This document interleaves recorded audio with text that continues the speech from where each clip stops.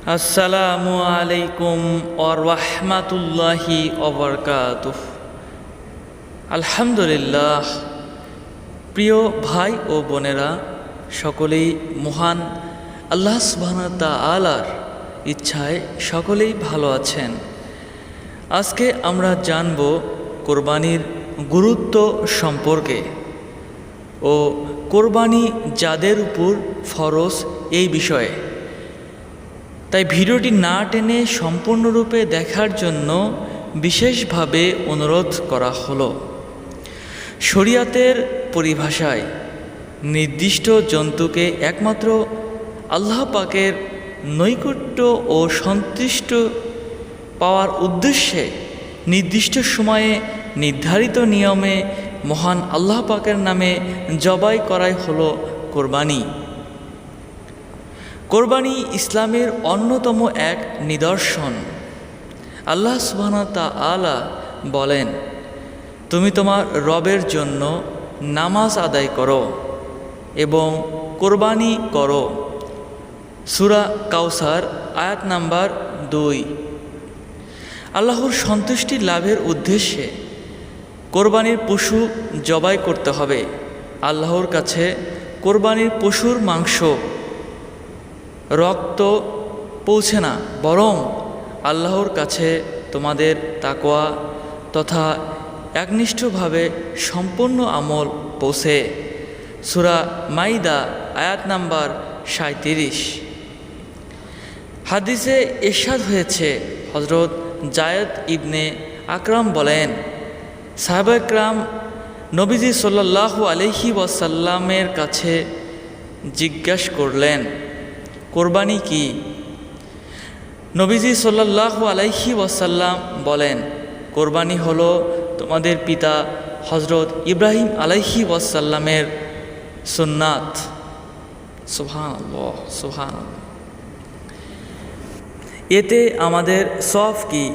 নবীজি সাল্লাল্লাহু আলাইহি ওয়াসাল্লাম বলেন, কোরবানির পশুর প্রত্যেকটি পশমের বদলায় একটি করে সওয়াব রয়েছে।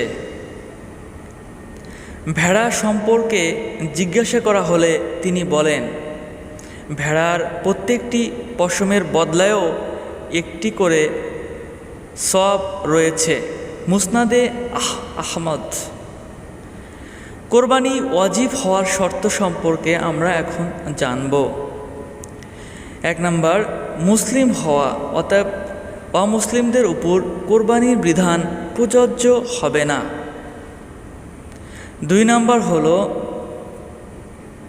অপ্রাপ্ত বয়স্ক ব্যক্তি নির্দিষ্ট সময়ে মালিক হলেও কোরবানি করতে পারবে না। 3 নাম্বার হলো সুস্থ মস্তিষ্কের অধিকারী হওয়া, অতএব পাগল সম্পদের মালিক হলেও কোরবানি ওয়াজিব হবে না। 4 নাম্বার, স্বাধীন ব্যক্তি হওয়া, অতএব দাসের উপর কোরবানি করা আবশ্যক হবে না। 5 নাম্বার, মুকিম হওয়া, অর্থাৎ কোনো স্থানে 15 দিনের বেশি সময়ের জন্য স্থায়ী হওয়া। 6 নাম্বার হলো যাকাত ফরজ হওয়া, এই পরিমাণ সম্পদের মালিক হওয়া। 10 জিলহজ ফজরের পর থেকে 12 জিলহজ সূর্যাস্তের পূর্ব পর্যন্ত সময়ে নিসাব পরিমাণ সম্পদের মালিক হলে তাকে কোরবানি দিতে হবে।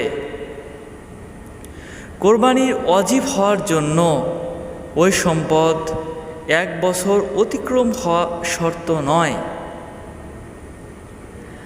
আদ-দুরুল মুখতার।